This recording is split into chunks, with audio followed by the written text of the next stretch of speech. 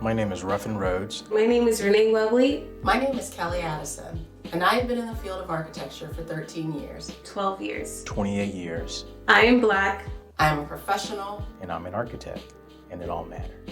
And it all matters. And it all matters.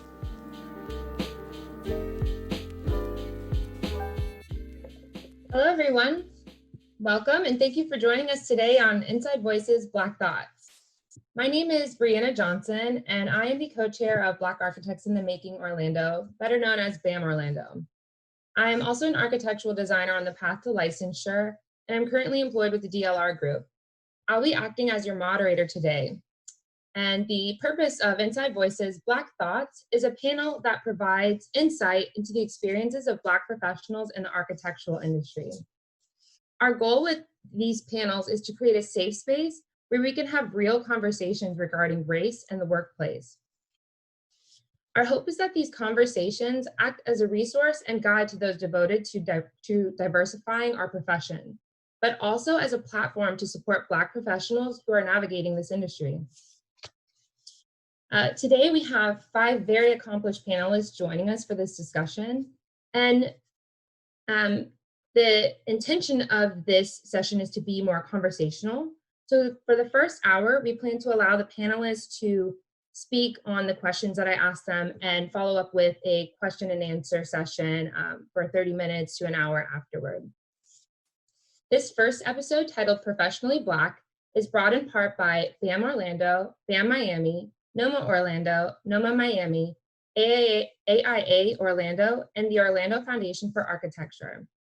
Thank you for joining us today, but especially thank you to our panelists for joining us. The first gentleman who I'd like to introduce you to was the first city architect at the City of Orlando. He was later appointed by Mayor Buddy Dyer as a division manager for permitting, and most recently, he was promoted as Deputy Director of Economic Development. Mr. Tim Johnson, the acting NOMA Orlando president. Hello, Tim, how are you? Hello, Briana. It's good to be here. Thank you for joining us today. Thank you. Next, we have a gentleman best known for his passion for both the community and the profession.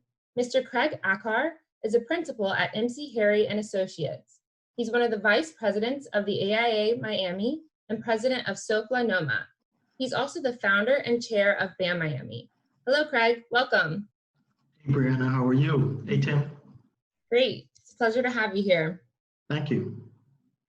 Next, we have a woman who comes from humble beginnings in Jamaica, where her passion for both art and the community were instilled at an early age and promoted her desire to help those around her. Miss Naomi Harrison is Senior Project Manager at MC Harry and Associates, co-chair of BAM Miami, and currently on the path to licensure. Hello, Naomi.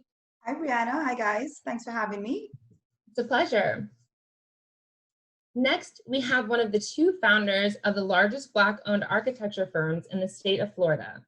He's a registered architect and an avid activist. He's also a volunteer and Batman's biggest fans. It's Mr. Ruffin Rhodes of Rhodes and Britos Architects. Hello, Briana. Hello, everyone. Next, we have a woman who bears the honor of having both dual licenses in both architecture and interior design. She's a graduate from the University of Florida and a luxury home designer. She's the principal at Raw and Design and Consulting, Ms. Renee Webley. Renee, welcome. Hi, Briana. Thanks for having me. It's a pleasure to have you here. Next, we have another woman who also plays dual roles in her position as associate at Schenkel Schultz. She acts as both interior designer and architectural designer and is a graduate of the FAMU. Ms. Kelli Addison. Thank you for having me. Welcome, Kelli. And so thank you to our panelists for joining us today, but thank you also for tuning in. I think it's very important that in order to move forward with this type of dialogue, we understand each other at more of the human level. And so by acknowledging each other's various backgrounds and motivational drivers, we can create more space for understanding. I think it's essential to begin by asking, the ultimate reason why we're all here today. And so I'd like to begin the conversation with asking, why did you choose to get into architecture? And so, Mr. Craig, if you could, tell us why you decided to pursue architecture. So actually, I didn't know very much about architecture until I was out of high school. But I do know this, after finding out about architecture, I know that architecture influence almost everything that we do. That was the reason why I decided to do it. So whether you live in a house or you're at work, you're at school, you go to the theater, to the mall or whatever, you're surrounded by architecture and in spaces where someone has thought about how to make you feel within that space. And so architecture is extremely important to our everyday life. And that is why I thought it was important to be a part of that decision-making design, to influence people's lives and how they think about things. Thank you, Craig. Ruffin, can you describe for us what made you interested in architecture? My passion for architecture started as a young kid. I love to draw. I love to build things. And in fact, I remember tearing apart my mom's wooden clothespins to build houses. And I would get in trouble for it. But it was something I really enjoyed. When my father was in the Air Force, so we got to travel overseas. We traveled extensively. I lived in France, Germany, England growing up. Saw a lot of great architecture, and my skill for drawing improved as I tried to draw those buildings. I took architectural drafting in my junior year and my high school year. And sitting there in class one day, I said, this is something I really enjoy. This is what I want to do, and set out to do that, and happy for it. That's amazing. So Ruffin has the benefit, unlike some of us, where he decided early on that architecture was for him. And so Renee, can you tell us why you decided to pursue architecture? Yes, Briana. So actually, my dad used to take me to a lot of construction sites when I was a kid. And just seeing structures in like their raw form, I started getting more and more interested in building and construction, and then of course, ultimately design and architecture. So I was pretty influenced from a young age as well. I didn't get the opportunity to do drafting classes like Ruffin did, but I definitely found a passion in it pretty early on, probably around 12, 13. That's awesome. And Kelli, can you tell us why you decided to pursue architecture? I actually took a drafting class my junior year of high school. Louise Chenault was my teacher, and I fell in love with it. And actually, going into my senior year of high school, the summer going into my senior year of high school, I did COFA. I was the original first class for COFA at FAMU, where they bring high school students up for the summer, and you stay on campus and you take classes and hang out at the School of Architecture. And so that's how I started my love and passion for design and space planning. And then from there, I actually had a scholarship to go to Florida State, but Florida State does not have a School of Architecture. So I went over to Florida State. I ended up getting my degree in interior design. And from there, I decided to pursue architecture at FAMU, and I got my master's in architecture at FAM. That's awesome. And so Tim, can you speak to us about why you decided to pursue architecture? Certainly, like Ruffin, I started in 7th grade industrial arts class. A gentleman by the name of Mr. Mollinex had us doing some basic drafting. And I enjoyed it more than building the actual things that we were drawing. So as I got to high school, I talked to my guidance counselors about professions that involve that type of skill set. That was one thing. And then the other thing is my parents started out with a 3-bedroom, 1-bath house.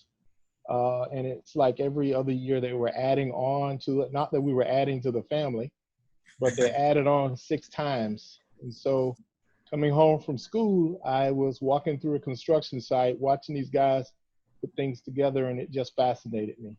So I decided in high school that I would pursue architecture, and actually shout out to a gentleman who's retired now by the name of Carl Thorne, who was in my city. And I went to his office, shout out to him. I never met him at the office, so he was always on the go. But that's my story. That's awesome. I think we can all relate to the home projects that kind of have inspired us throughout our lifetimes. And so, Miss Naomi, can you tell us what made you pursue architecture? Well, I grew up in the arts. My mom is a fine artist, and I grew up in Jamaica, and so I was always surrounded by artists, art. I knew I wanted to get into something artistic. I cannot draw to save my life, tell the honest truth.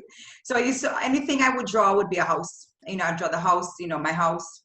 And my aunt from Texas used to always send, you know, her architectural digest down to Jamaica, and I'd go through them. So, you know, I knew that I wanted to do something in art. So architecture was it. I also knew that I could not stay up and study, you know, for 2 days in a row, like for history or biology. So, I mean, I could stay up and draw 2 or 3 nights in a row, you know, for architecture.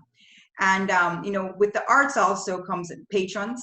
And there was one patron of the art that used to always buy a lot of my mom's artwork. And I remember visiting, you know, his house, you know, with his daughter, and just being so fascinated by it, and just thinking that this is something that I definitely wanted to go into. So just like Ruffin, 9-10 years old, that's what I knew what I wanted to do. So that's amazing. And I think it's important to note how different all of us experienced architecture at a young age and the things that brought us to architecture. And that's the importance of panels like this, where we can all have contribute with our unique experiences. And so now I'd like to fast forward to the year 2020. And as you all know, 2020 has just been a year of so many unexpected events, you know, one after another, with the global pandemic and the racial unrest and the political polarity. It's really taken a physical, mental, and emotional toll on most of us. And so I'd like to direct this question to Tim. As a Director of Economic Development for the City of Orlando, I was wondering how the recent social injustice matters have impacted you in the workplace. Great question. So the City of Orlando, through its great leader, Mayor Dyer, has been a very good place to work. The mayor has a desire to create a place for everyone. So, you know, the social political climate is very good. However, in my years working for different firms, not this year, but in previous years, we've seen some very, very strange things happening. And then you don't really think about them at the time, but you know, if you look back on it, you begin to realize things are done purposefully to somewhat hold you back or push you down or whatever have you. As an example, I got hired at an architectural firm as the first African-American they had hired. The firm had been in business for 20 years. And when I got hired, I got put in the corner adjacent to the interior designers on the call will appreciate this. The material that fabrics and cloths and things, that wallpaper and all of that. And at the time, I was just so glad to have a job. I didn't really pay attention to it. But all the other guys that came at the same time and behind me actually were in the studio with everyone else. But I was in a corner working by myself. And personally, it didn't bother me at the time. But when I look back on it now, I think to myself, wow, they actually didn't want me to blend in with everybody else. That along with, you know, you want to kind of be friends with people while you're at work. And I noticed I was always leaving, going to lunch by myself, and everybody else would be gone. So they all left me. So it's kind of interesting, but you know, the things that people do sometimes can help to make you stronger. And I think I became a better designer and architect, and really was able to focus a lot more because I didn't have that interaction. And you know, it's crazy how it happens, but people do things that they think are going to hurt you, but in reality, you can turn it into something positive. That's beautiful, Tim. And so, while you experienced these things early on in your career, I'm curious, how do you feel that things have changed now? I think things have changed because there's a lot more acceptance of African Americans in the workplace, in the field of architecture. I think it's as we can all see, we're all on the call. I can dare say 20 years ago, Ruffin and I can experience this. We were probably the only two African American architects that we knew in Orlando at that time. and it's probably a little bit more than 20 years, Ruffin, but we were here, and I just thought it was fascinating that I was the first African-American to be hired. Now, almost every firm has someone of color.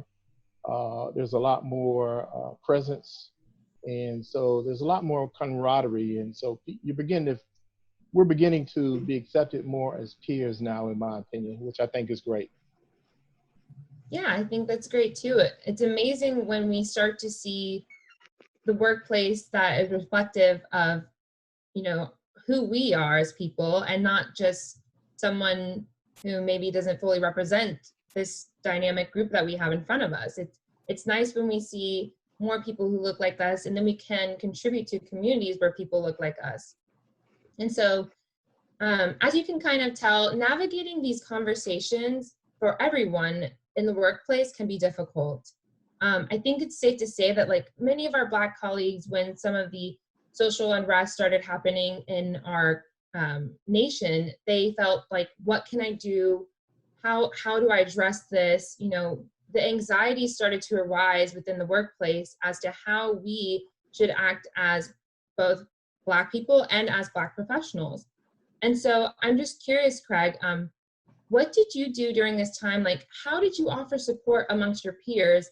And how did you inspire those in the workplace who felt fear of maybe speaking out, or they thought they might have some sort of retaliation for speaking about these instances? So we did actually have some people who came to us who wanted to talk through some of these things because it was really bothering them. And we also had people who didn't really want to talk much. They've been talked out, and they became pretty tired of talking about these issues, you know, because they're put in a place where for some reason they need to talk for the entire Black America or for the Black profession. And so they were, you know, exhausted and fatigued after a while, and that's understandable. You know, I think it is important for us to find a network or a group of empathetic people, of like-minded people, where you can feel free to express yourself and to, you know, not feel fear of retribution or victimization.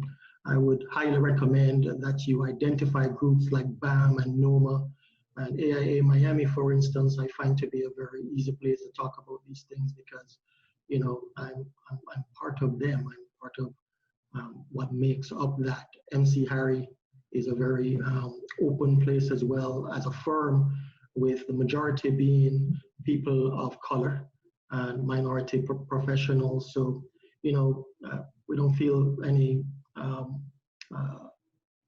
reason to feel that we're going to be victimized if we talk about it. I can't think of a place where I feel victimized talking about this issue, but I do know that it is real, and that there are some places that if you voice how you feel, there is retribution. And I do know of at least one case where that appears to be what has happened. I would again recommend that you talk with people who can help to advise you and to guide you about how to go about seeking you know, counsel and advice if you have been victimized in that manner. But all in all, I think making an effort and making sure that you have the support system that is necessary for you to express yourself and to get this kind of feeling off your chest and out in public is extremely important.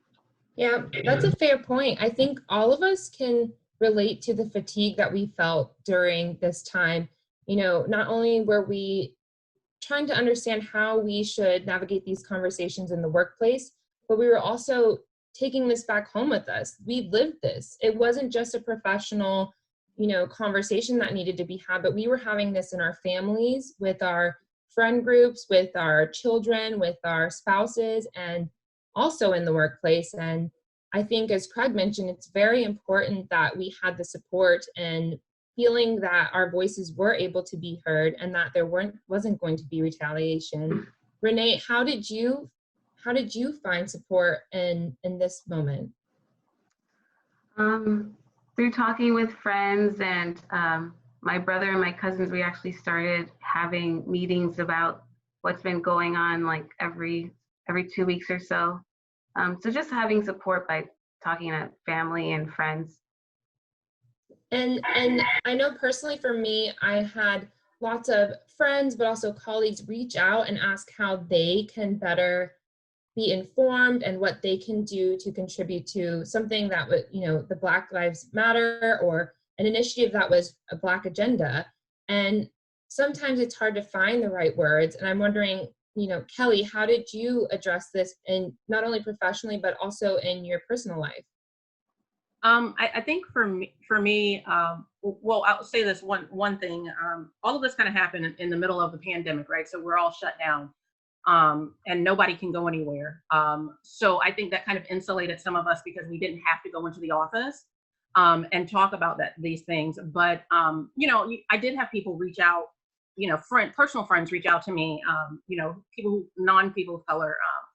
Reach out to me and ask, like, what can I do? Or, how can I support you? And this is just blanket across just for everyone. It's not a matter of, we've had murals painted, we've had people put out statements, we've had blackouts on social media. The Amish came out. They don't even have phones or internet, and somehow they were out protesting. You had all these people come out and protest, and at the end of the day, it's like, that's great. We appreciate that. But the only thing that we really want as people of color is stop being racist. Yes. If you hear somebody say something that is racist or prejudiced or something that is not fair, you hear so many times in other instances where they say, if you hear something, say something. If you see something, say something. The same applies with racism in this country. It's great that we have all these murals, but at the end of the day, what are you going to do about it? Yeah. What are you going to do about it? You can't just sit back and post something on Instagram or call and ask, what can I do? There are so many books that have been written about race in America.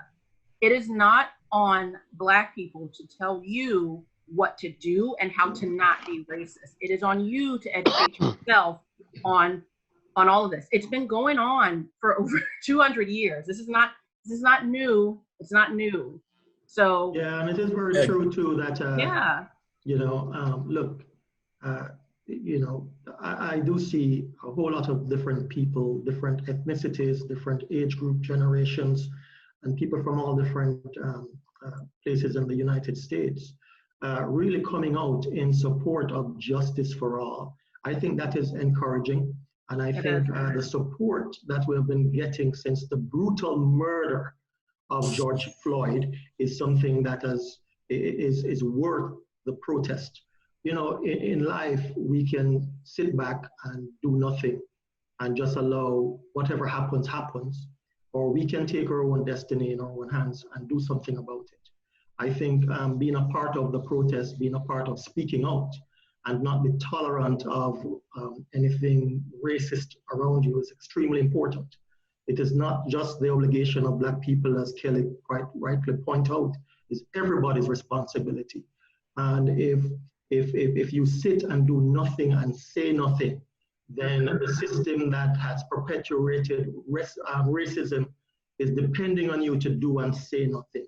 If you want to be an active participant in life, you've got to stand up and say something and be true to yourself. That integrity is extremely important. If you say nothing, you're just as complacent and Exactly. complicit if you do nothing. If you don't say anything, you are just as complicit. I think Kelli, an important. I see. Go ahead, Ruffin. I'm sorry. Go ahead. All right, Kelli, I sense your distress because I'm there with you. You have kids, right? Do. Yeah, so do I. So do me and my wife. And I think what's been so distressful about the whole issue that's going on with George Floyd and racism that's come to the forefront is it's not so much impacted me as in the workplace because I'm a partner here, I'm a principal. Right.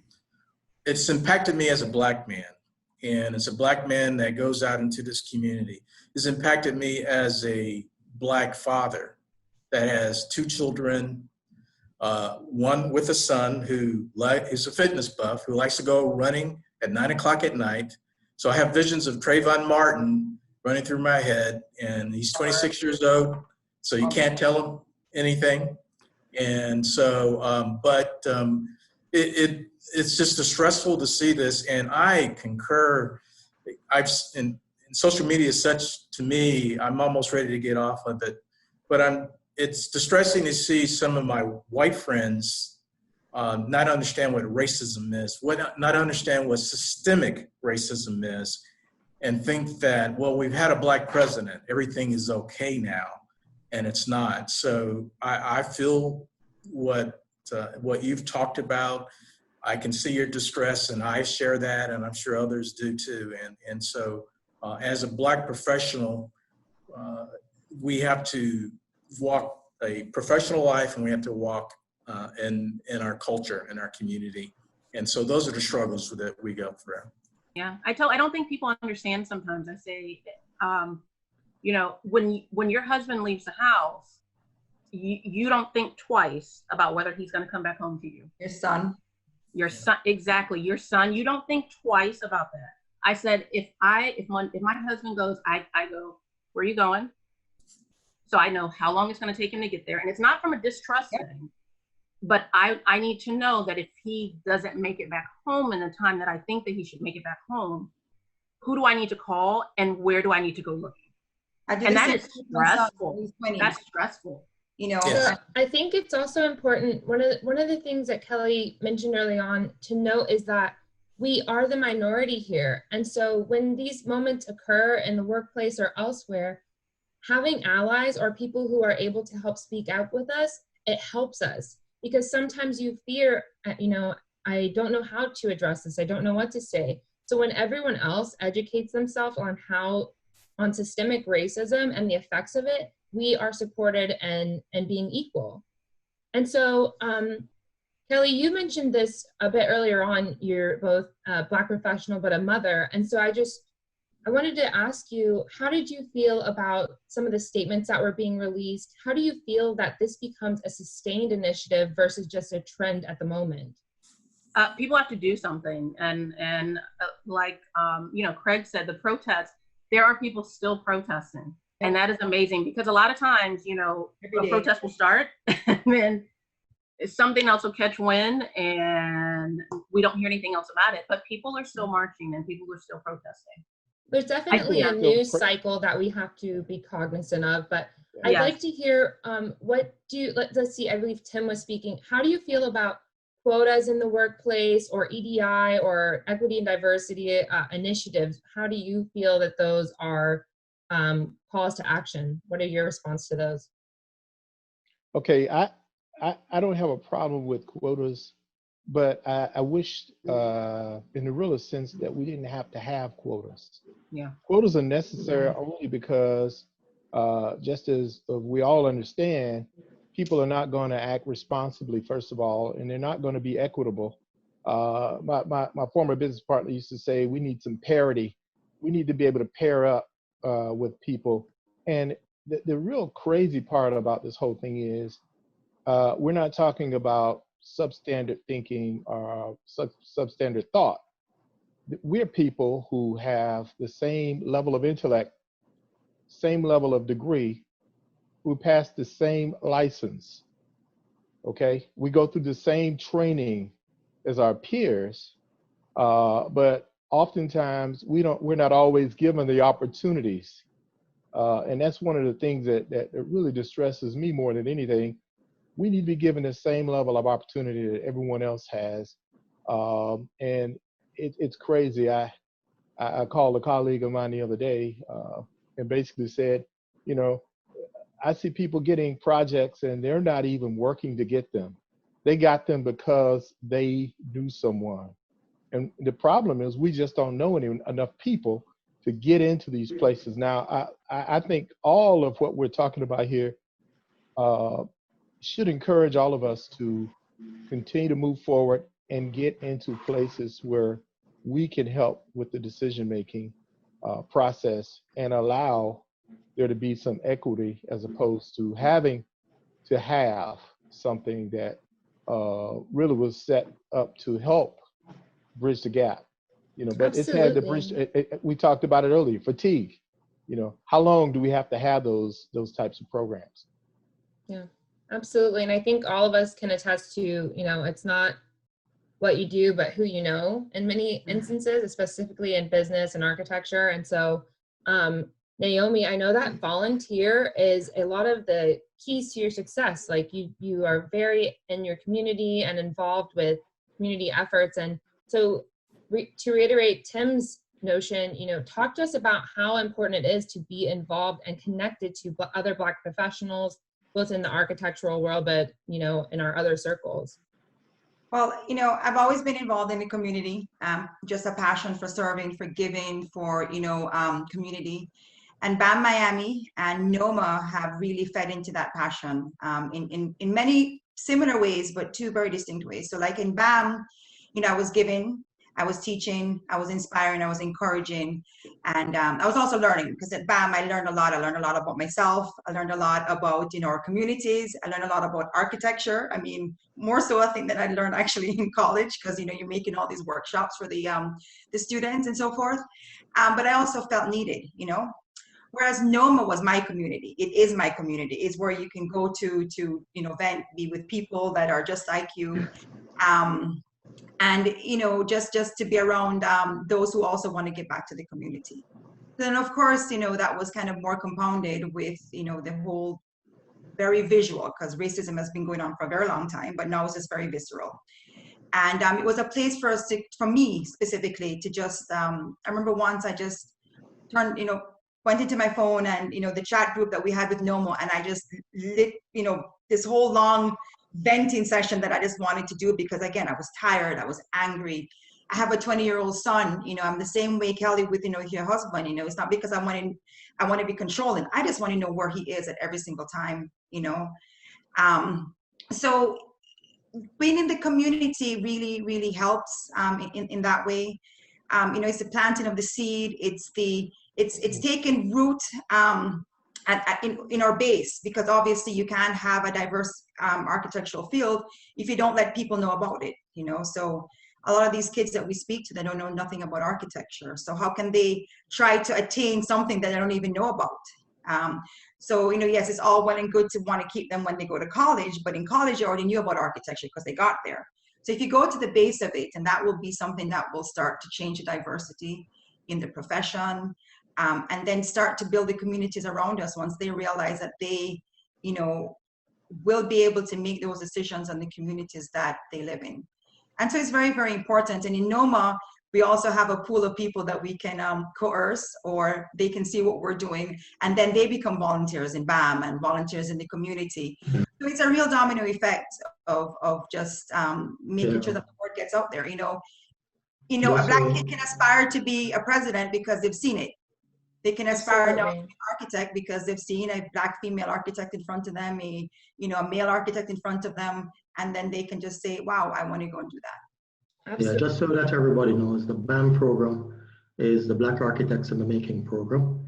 There is a BAM Orlando who is hosting this effort, and there is BAM Miami, which really encourage students in middle and high school to think about architecture as a possible career. And we've reached hundreds of students just within a very short period of the founding of BAM.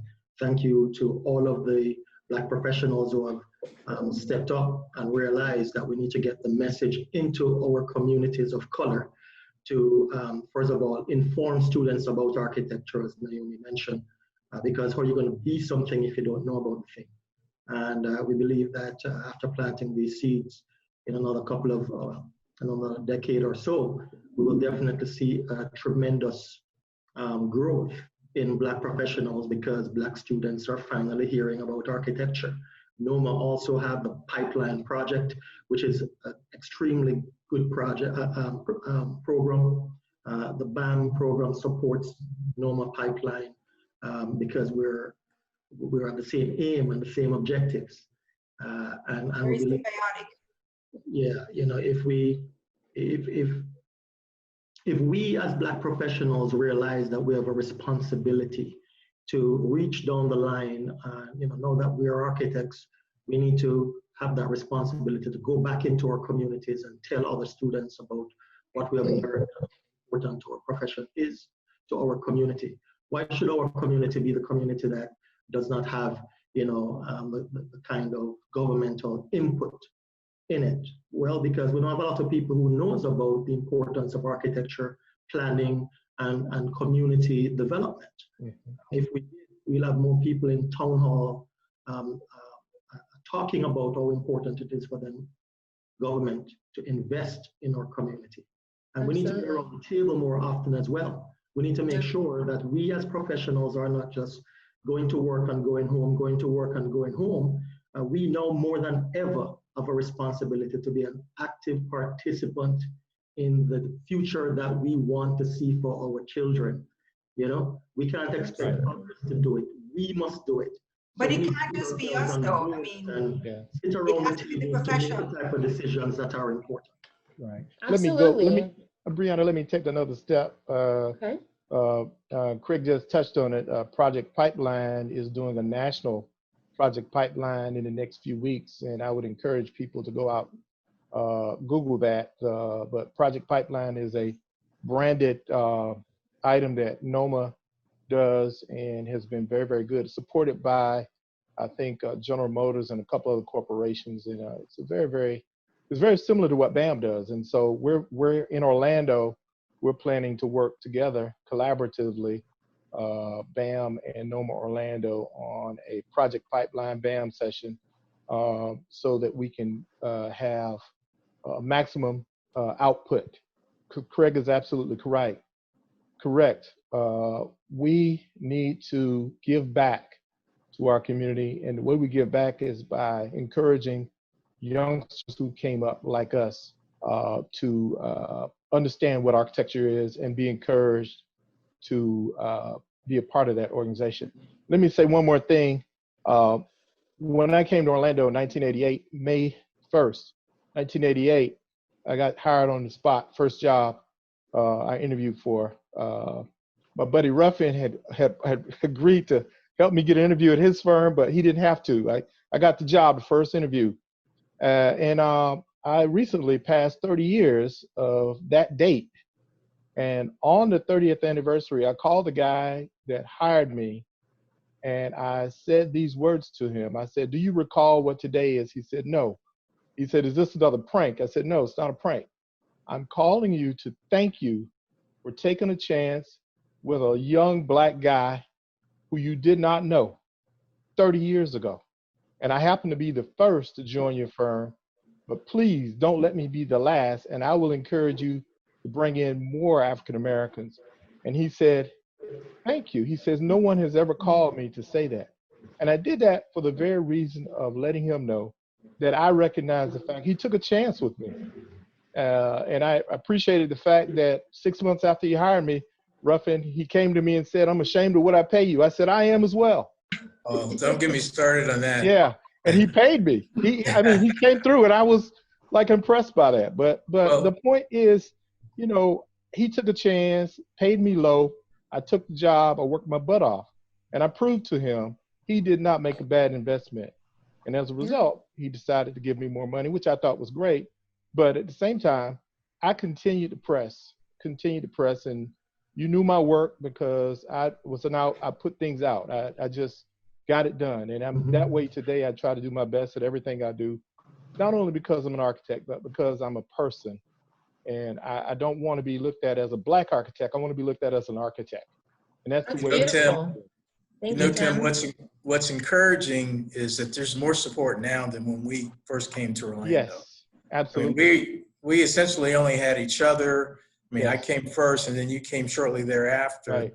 And like you, I was the only African American in HLM at that time, yes. Hired on, and it was intimidating. Yes. And I felt like the whole world, I had to perform. You know, one of the things that we know as Black professionals that what our parents tell us, when others tell us, you almost have to be twice as good. You probably Yes. remember that as the next professional.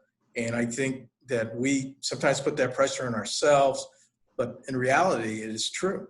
We have to be good in Yes. what we Something do. that needs to change though, because, you know, that's something that needs to change within this 2020, you know, era of social unrest and, you know, just awakening, because you shouldn't have to do twice as much, you know, and then get paid half as much, or get, you know, acknowledged half as much, or get seen half as much. And that's something that, you know, even, I mean, yes, it's always instilled in us, but it's not something that should be taking place in 2020.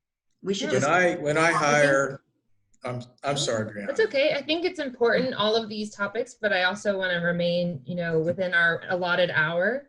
But as you can see, from the starts of people like Tim and Ruffin, the seeds are being planted and we have to actively participate in our community. And then we're starting to see the fruits of our labor. And so it's amazing to hear the changes that have occurred over, you know, their very short careers, but we have to continue with these initiatives to ensure that there's more diversity in architecture. And so while we've talked about the social unrest and we've talked about the pressures that we feel as Black professionals in the architectural industry, one thing we haven't touched on is the economic impact of the current global crisis. And so I'd like to talk to Renee, who started her career in the industry during the recession of 2008.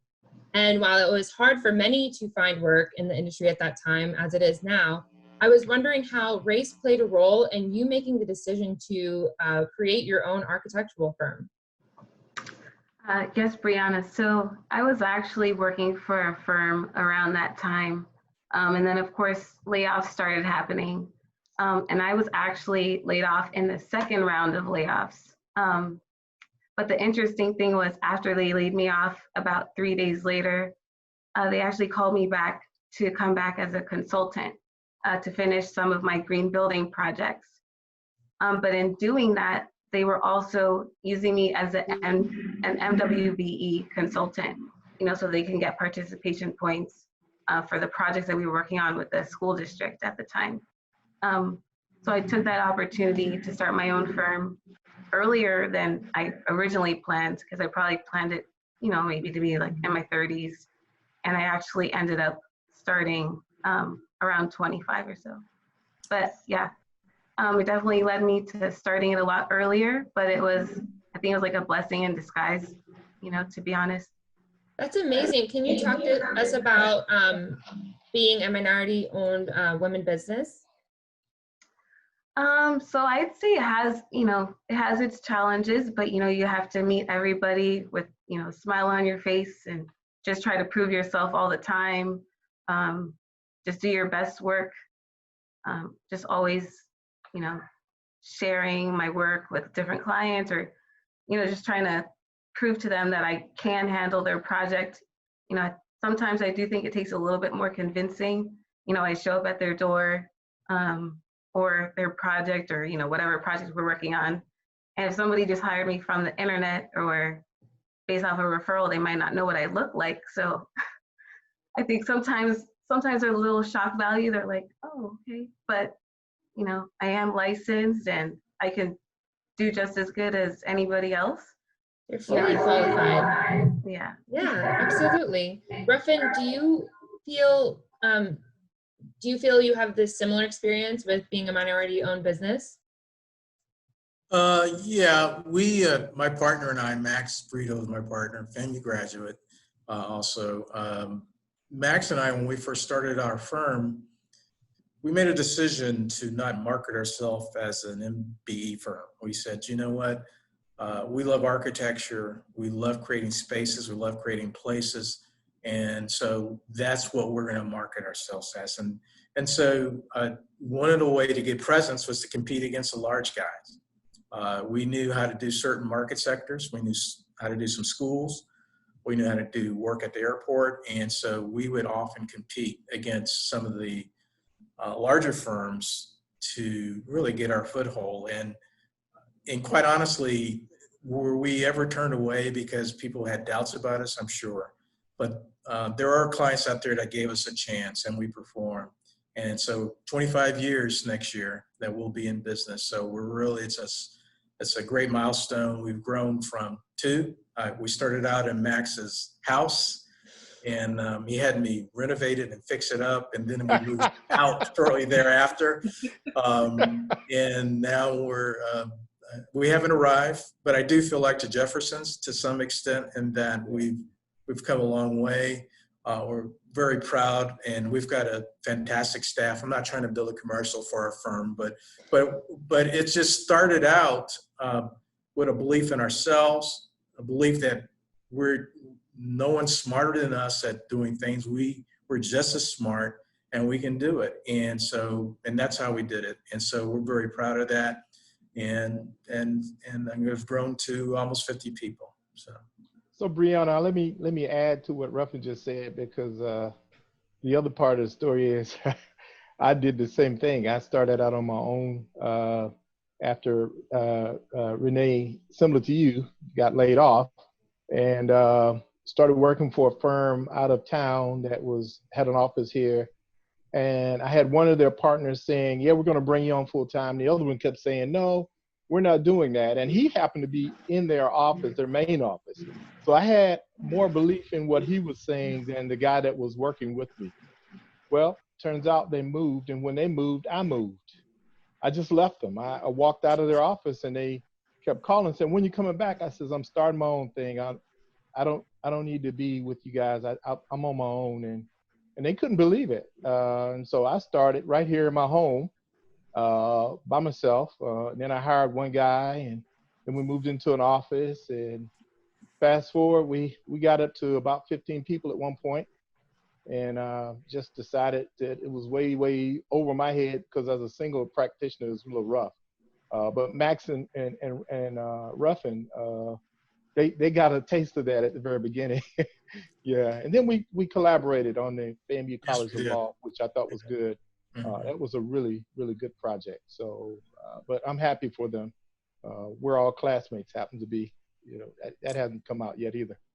That's awesome. Those guys are older than me, though. Oh yes, rub it in. If I may make a recommendation to small firms who are just starting up, firms maybe like Renee's firm, Raw. It may be a good idea to get yourself aligned with other firms who can offer some support as well if you need it.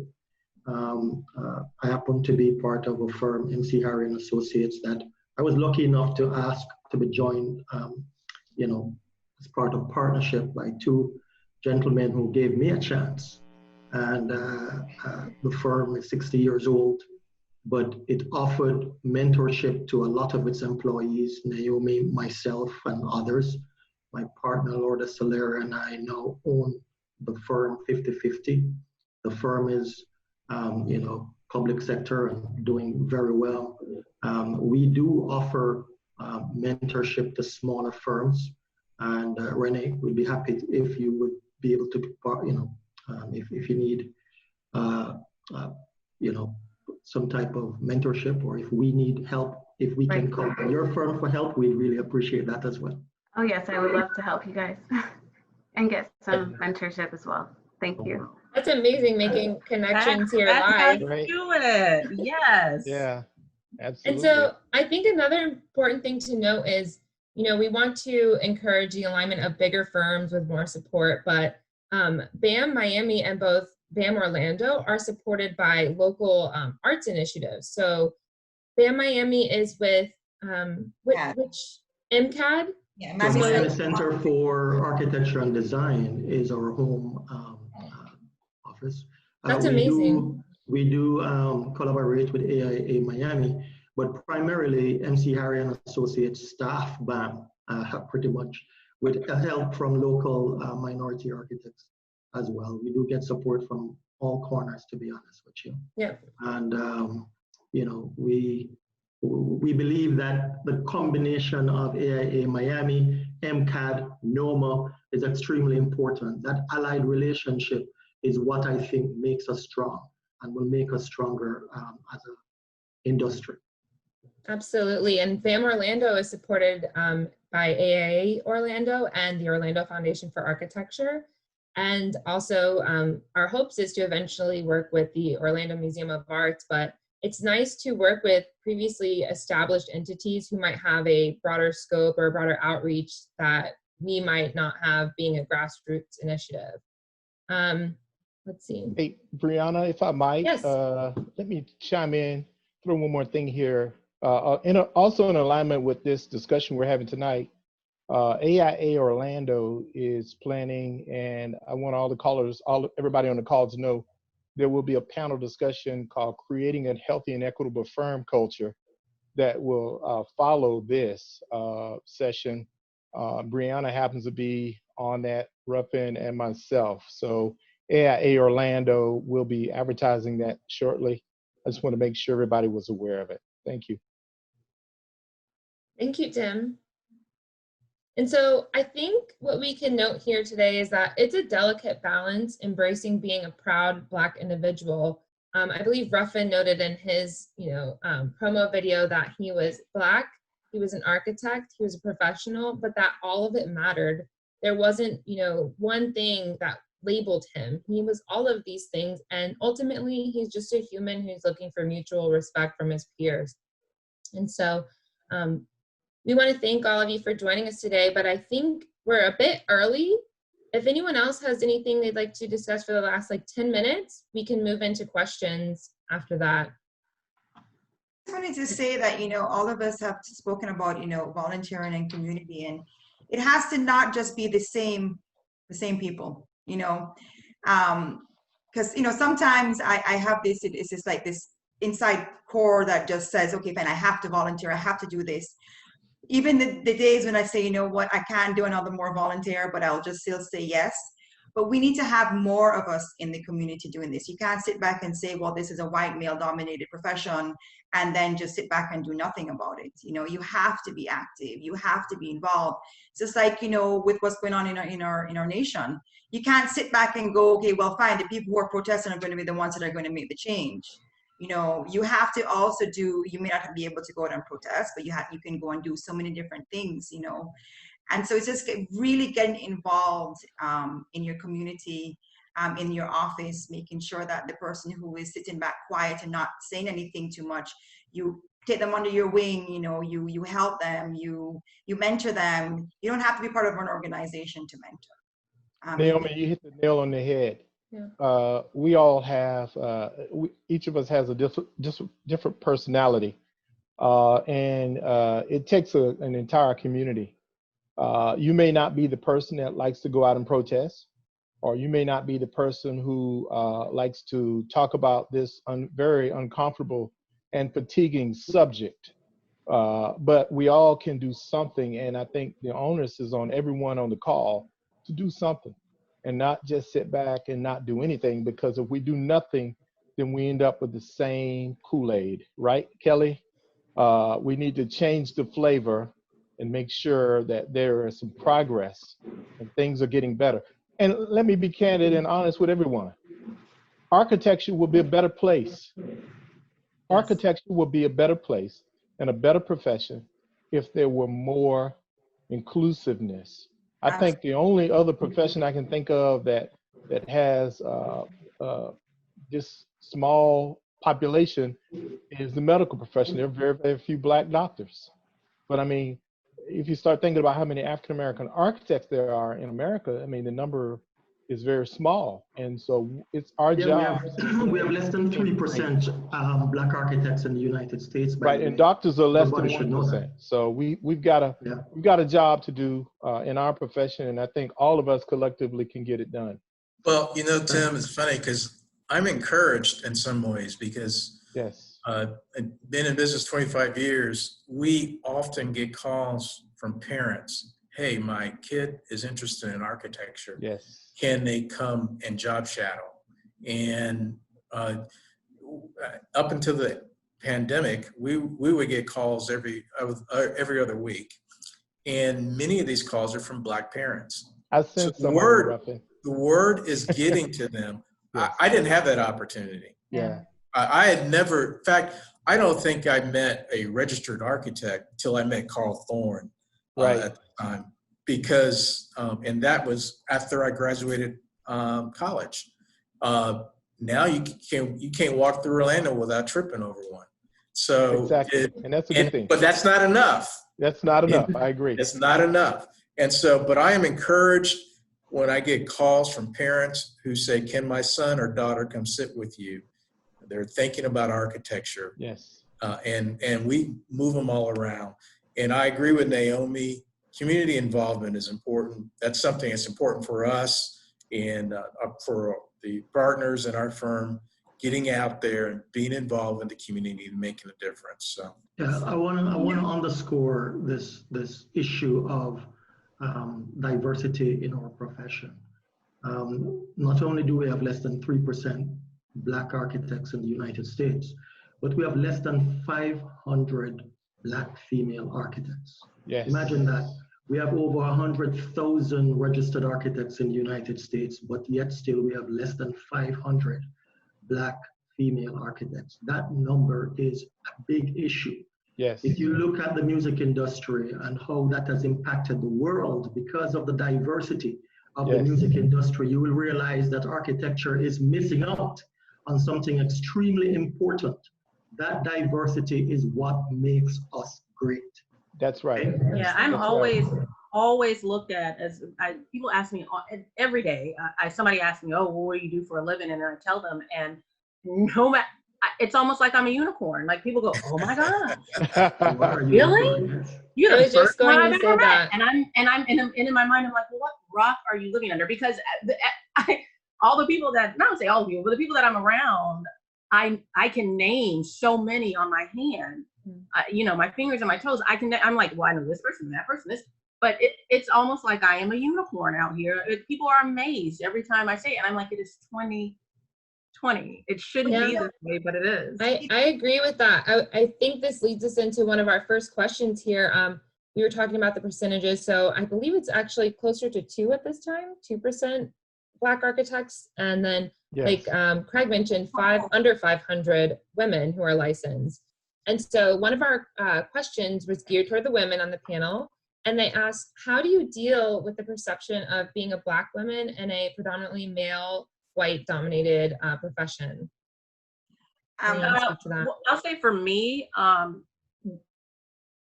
my experience has been a little different. I was kind of sought out with the firm that I'm with, and so I am embraced. I am embraced at my firm.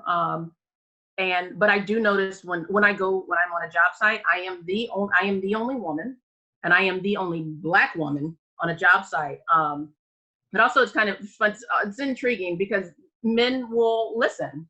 They when I speak, they will listen. And so I've had a little different, but I have had a time in my career where I have a big personality. And I was called into someone's office once and told that I was walking around like my name was on the door. And that was a blow. That was my first time with that ever happening to me. And that was a blow to my spirit. And it didn't break me, but I cried. I did cry about that. And so, but it made me stronger. And what I told the person is, I said, well, I thank you for calling me into your office because it has made me not only aware of myself, but it's made me aware of other people in this office. And so I thank you for that. And he looked at me like, yeah, I thank you for that. Thank you. I appreciate it. Yeah. So Kelly, don't let that dissuade you. Thank you for no, it did not. Because I'm still here. At some point your name will be on the door. Okay, keep going, and we're encouraging that. And he's threatened. He's threatened. That's why. Yes, exactly. Yeah. Exactly. And that was at the time. I think that was the case. Yeah. But it is what it is. I mean, I come from a strong line of women. I am not easily broken or easily dissuaded. So. Right. Those even. Well, let me throw something out. Just a real quick. There will be a session that NOMA Orlando is going to be doing African American women in architecture. And so we have right now about 4 panelists, and you'll hear more about that.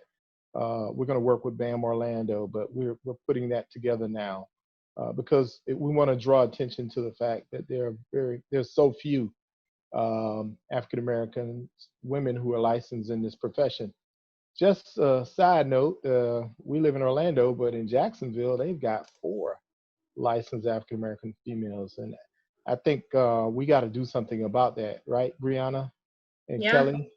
I agree. Naomi, we got to do something about that, guys. I believe Naomi was saying something. Well, We got 1 in our firm, so It's 2, yeah. We got 2 in Orlando. Thanks. Naomi, go ahead. It's funny, it's just a very quick funny story is that years ago when my son was much younger, he was like 10 or 11, and I was at his friend's house with him, and his friend asked, where I was talking about something, and he said, what do you do? And I said, I'm in architecture. And his first response was, what do you think you are, a man? Whereas my son looked at him. My son looked at him and he was like, dude, you're on your own. I'm not even going to help you here because. That's a hopeless case there. Oh my gosh. But your mother can come pick you up right now. Your mama. Sad that even at 9 years old, he would think that, and he's not even in architecture. I mean, it's not as if he even had any association with it. But I have been very blessed where I work for the past 20 years to be in a firm that doesn't look at me as Black. And I actually was hired in, not by Craig, who, and I didn't start getting prominent in the firm just because Craig became a principal, as a Black principal. When I got hired, it was by 2, again, typical white male architects. And they have mentored me so much throughout my career.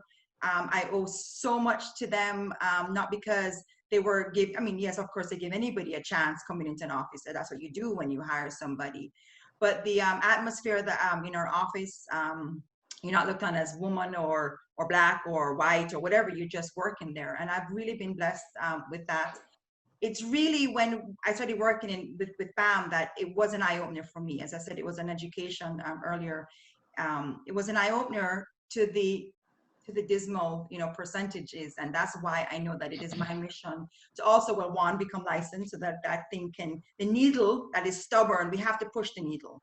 And that's going to be very impactful and making that. But another thing too is that the college, one thing I realized being in BAM and NOMA is how much colleges don't teach us anything, well, not my college that I went to, anything about architects, Black architects. It wasn't until I started doing, BAM that I found out about, Norma Merrick-Sklarek, about Paul Revere. About all these architects that really has, paved the path for us, and they're not recognized in colleges. And, there was one thing, I don't know if anybody even knows, that really blew me away, was that how many times in your architecture career, in school, did you ever hear about Central Park? Well, I found out because, again, doing, workshops with BAM and so forth, that Central Park was actually the site of a very good free slave village, and they raised it to the ground to build Central Park, which is exactly like what they're doing in communities when they put highways through, affluent Black communities, thriving Black communities, and so forth. And these are not things that they teach in school, and that's something that really needs to change. And and the impact that women have made in architecture, because as white male dominant as it is, we need to make sure that in wanting to diversify the profession, it doesn't just remain a good old boys club. No offense to any of the male that are on the panel, but that is something that we need to make sure too when we're trying to diversify this profession.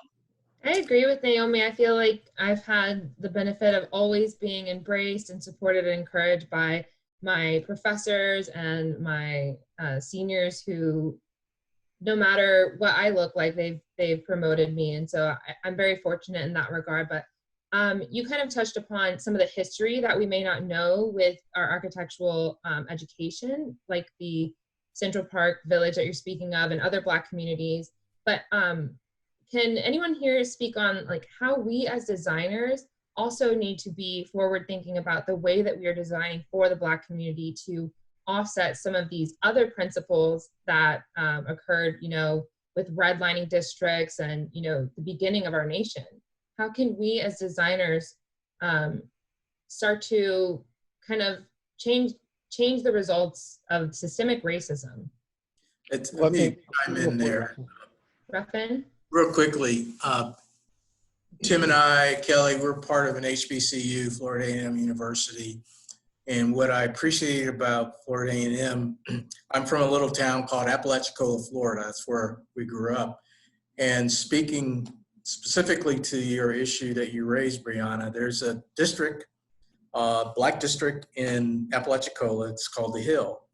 And Florida A&M is doing a study about the history of that area and the gentrification that's occurring now, displacing some of that. They're trying to record all the Black monuments and history, the families. They've interviewed us. It's a phenomenal thing, and I think that it's when we start to, it's important for us to know our history, to understand that, and to find that soul and that moral, that sense of place in a lot of Black communities that was once there that may be undergoing some gentrification. And so I'm really proud that that FAMU is taking that, the School of Architecture there is doing that, and personally because it's my family, and that's where my family is from. So I think certainly something like that will help in that way. But don't you think as an architect, it is our role, it's our job to understand the soul of a place as we design it. And if we continue to erase these moments with, redlining or segregating certain places, obviously that's not happening today, but us trying to offset that, it's important that we do understand the history of it and make sure that we're honoring that with our design. Well, a lot of that is about Briana, policy and understanding what's going on, not just from a national level when it comes to politics, but all the way down to your local level.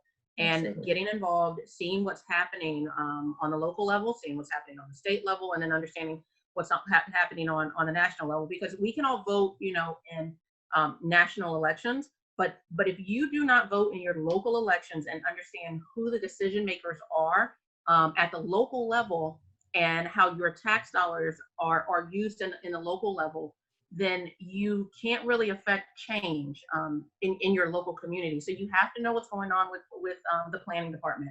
You got to know what's going on down at City Hall, so that then you can help steer and guide some of those things that are happening, and understanding how you can be make impactful and effective change. Because once you get a project, you're already too late, because things have already happened prior to those projects going out. So you need to know what's going on prior to the projects being released, so that you can then start planting those seeds and making some impactful changes.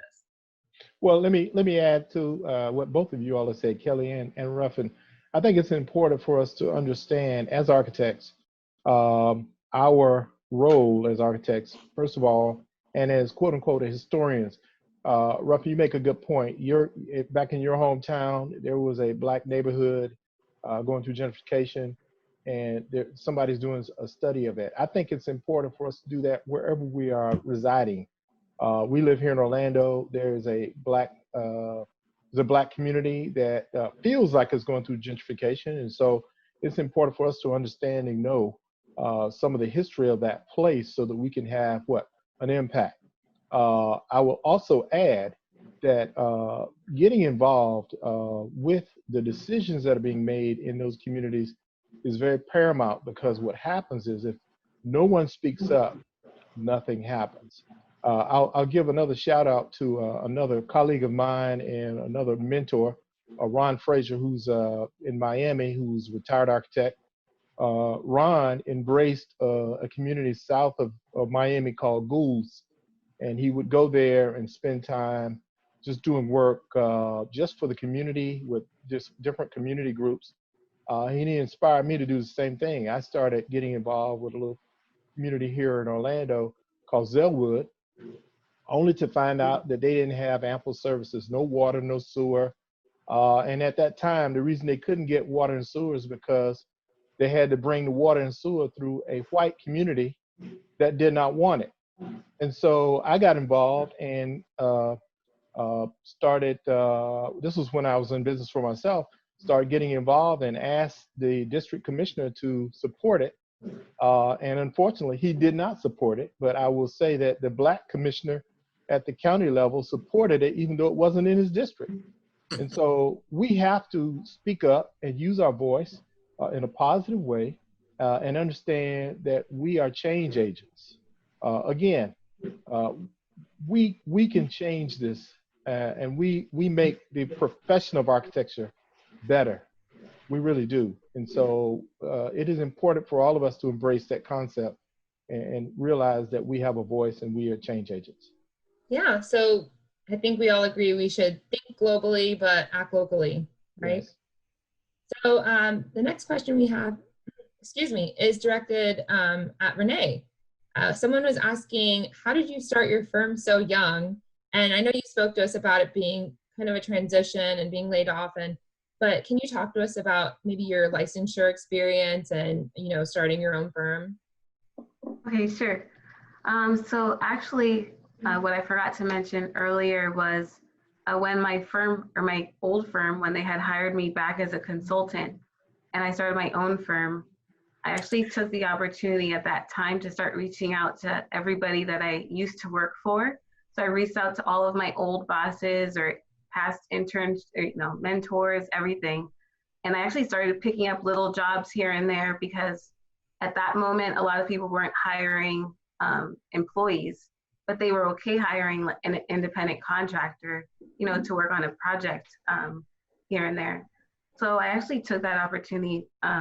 I started working for like several different people, and then I got to do most of the work. Either I'd go to their office and collect work, and then continue the rest of it at home. But that's kind of how I started getting my feet wet prior to licensure. And so that's where the consulting part comes from in my business name. So I pretty much started off by doing a lot of consulting services to larger firms, that didn't want to hire an employee. And then as far as the licensure, it was definitely a process. I think for mine, it was 7 exams. It just seemed like so many exams. I know Kelli has some advice regarding the exams. It's hard. It is hard.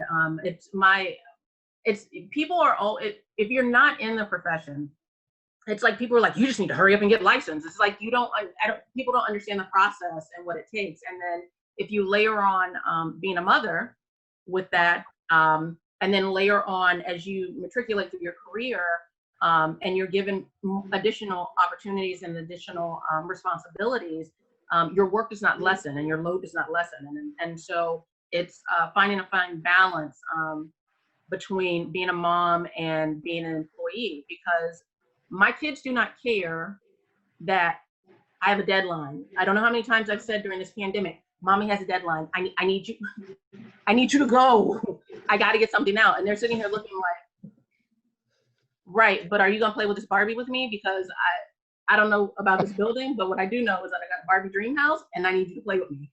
And so I would say for all young women that are in the profession, if you do not have children and you are not licensed, do not have them yet. Push it off a little bit, but in that same breath, focus on what you need to do and just get your exams out of the way. And Naomi can attest to it. It is hard. You are mom first, right? You are a mother, and as a mama bear, you have to provide and make sure that your kids are okay and that they're taken care of, and that they're even though you have a husband or a partner or whatever, and they can be fantastic. My husband is he's a wonderful dad. He is a fantastic father. I often say, if it is between me and him and they have to save one of us, I am going to be meeting Peter at the gates. Okay, they are going to let me go. Those children will save their father. But at the end of the day, I am still mom, and they will bypass dad and come to me when I have an armful of stuff and be like, can you help me with this? And you're looking like, where's your dad? That's one of the reasons why there's such low numbers. I mean, you know, yes, and people don't, and they don't, Naomi, they don't understand, you know, I know Ruffin can attest and Craig can attest to you because they see it and they get it, that it is hard being a mom, because even though you push and you do the same hours that your male counterparts do, when you get home, your second job starts. Yeah, your second job starts. You gotta cook, you gotta check stuff, you gotta, you know, and tend to things, and then still go back and hop back on your computer at 8 o'clock at night when everybody else is asleep and keep grinding. So that's what I would say. That's just my little piece of advice. I think that's great advice for anyone who is on the path to licensure. Yeah. We have one other question, and then we can wrap it up here. So Chad Jones would like to know, what is your proudest moment as a professional? Craig, can you answer that one? That's a good question. There are lots of moments, but one that I can think of right away had to do with my involvement in the community through the Black Architects in the Making program. When we started that program, I remember the very first place that we had a workshop was at the Overtown Youth Center. We had several students participating, and we had a closing ceremony. And at that closing ceremony, only one parent turned up out of 20 students. That one parent looked at what was done. She was very impressed. She was so impressed. She, invited us to come to the school where she taught, to teach the students there about architecture. Of course, we grabbed the opportunity. That was in Liberty City at New Paradigm Educational Center. And there we started a relationship with that group, a group of students at a mosque, and a fantastic, very disciplined set of students and people there. They embraced us. From there, we went to other places and so forth. But believe it or not, after a certain amount of years, that parent came to Naomi and I, and she said, hey, look, as a child, I always wanted to be an architect, but I was always discouraged. And through the BAM program and what you guys have done, it has reignited my passion for wanting to be an architect. And believe it or not, Miss Bernice actually enrolled in the School of Architecture as a result of the program. I think that kind of involvement and being able to, reopen the dream and aspirations of one person has made the entire BAM program worth it. I think, as a surprise question, I'd say that's one of my proudest moments. That's beautiful. It's great. It's great. Yeah. Hey, so tying the last comment and Craig's comment together, so I always go back to this because it was really good for me.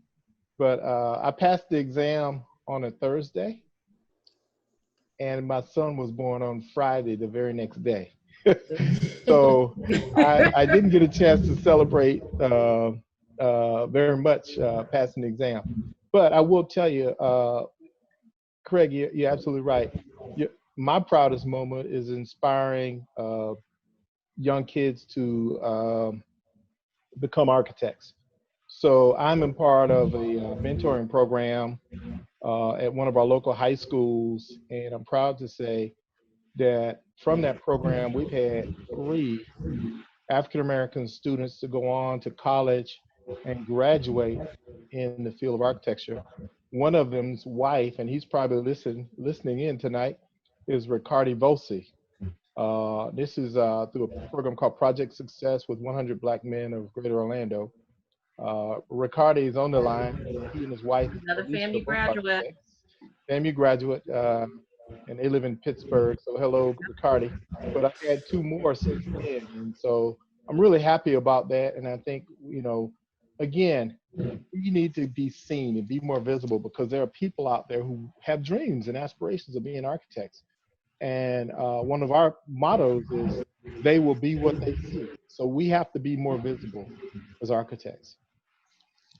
Mine actually happened today, funnily enough, other than the one that Craig said, because honestly, that was very proud. And I work on a lot of school projects and, doing schools in Black communities. I put effort in everything, but I kind of put a little bit more in those. But today, it's totally off topic, but my son, we were out somewhere and I had a purse, and it's like my favorite purse. It's, it's my go-to purse, but it has a little rip in it. And, my son's like, Mom, you need to throw this purse away. And I was like, no, I love it. And he goes, Mom, you are prominent in the architecture community. You should not go around with a purse that has a rip in it. All I heard was my son saying, Mom, you're prominent in the architecture community. Oh, wow. And the fact that he was, it was that level of pride that he had, because he's never made any comments at all in 20 years about me and my job. So to me, that was kind of like, a recognition from my son and what it is that I do in the community. So that's beautiful. That is. Ruffin, do you want to share your proudest moment with us? Max and I, probably starting out about 15 years ago, had started a scholarship fund at School of Architecture. Yes. And we would donate, and we did this because he was a poor student, and I was too. And we scraped by and we survived. And Tim says he was also. So we said, let's pick a student that's going to their third year and provide some income for that student, and the faculty will select that student, and we would give them a stipend. And it's interesting because we gave away thousands of dollars over a period of 10, 15 years, but I have had this happen 2 or 3 times where I bumped into someone and said, you know what? I was a Rosenbreedel Scholarship, and thank you for that. Oh. And so, and that's happened 3 or 4 times, I know, and we've given out more. But it's so encouraging to see that people will move on to the profession, that you're contributing in some way to help make that happen.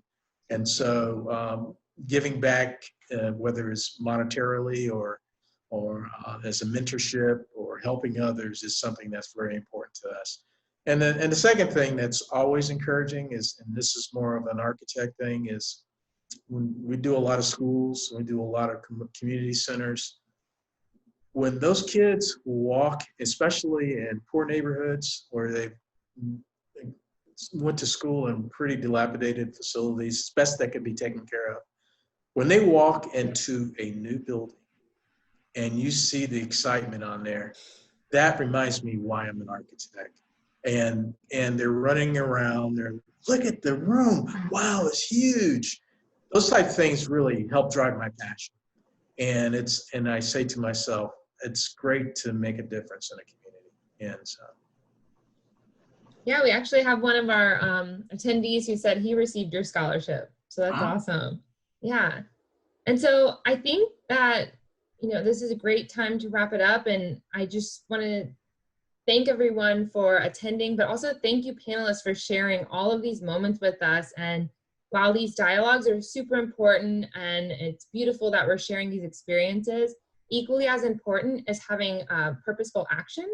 And so we want to continue these conversations and use this platform as a tool to help other people navigate being Black in this profession, but also just promoting diversity. And so you can join us again next month. At this time, we don't have a scheduled date, but BAM does expect to have another panel next month. And so we hope that you would all join us there. And we just want to thank you for participating tonight. Thanks for having us. Thanks for having us. Thank you. It was Have a nice evening, everyone.